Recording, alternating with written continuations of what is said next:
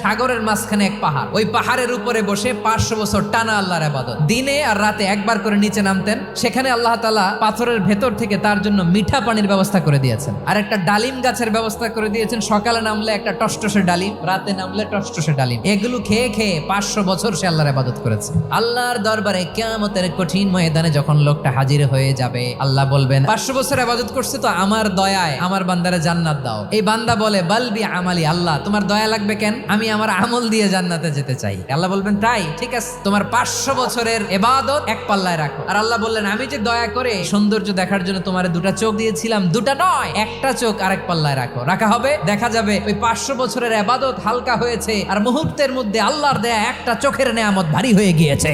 ফলাফল দেখো, হিসাব বলে তুমি এখন জাহান্নামে যাবা, যাও এবার জাহান্নামে যাও। এবার লোকটা কাচুমাচু করে বলে আল্লাহ এবার আমি বুঝতে পেরেছি তোমার দয়া ছাড়া দুনিয়ায় কেউ জান্নাতে যেতে পারবে না।